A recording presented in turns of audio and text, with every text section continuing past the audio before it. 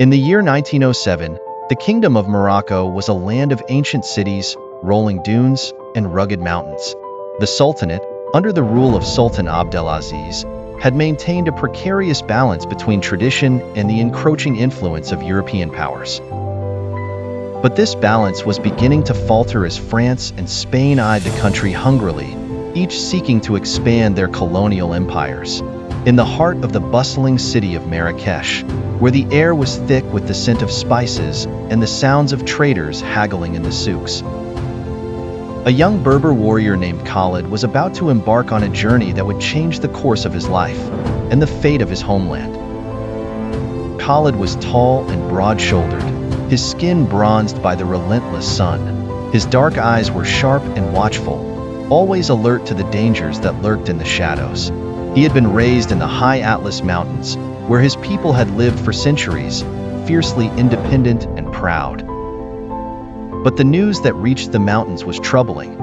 French troops were massing on the border, and rumors of an impending invasion were spreading like wildfire.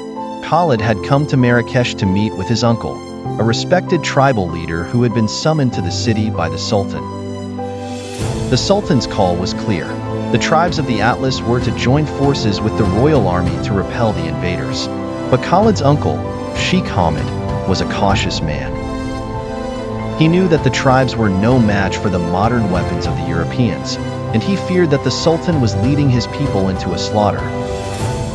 As Khalid made his way through the narrow streets of the Medina, he couldn't shake the feeling that something was terribly wrong. The city was on edge, and the usually vibrant energy of Marrakesh had taken on a darker, more sinister tone.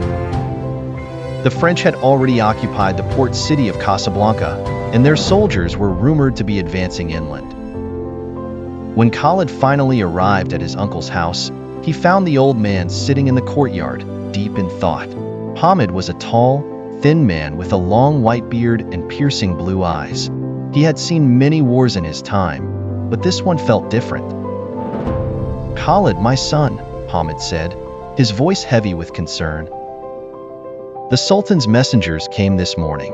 They say the French will soon be upon us, and we must prepare to fight.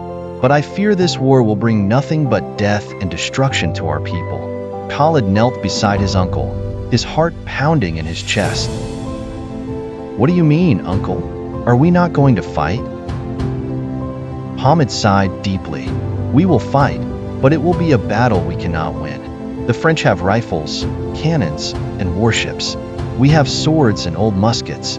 The Sultan is brave, but he is blind to the reality of the situation.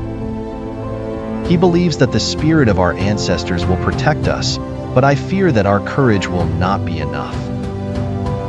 Khalid felt a surge of anger and frustration.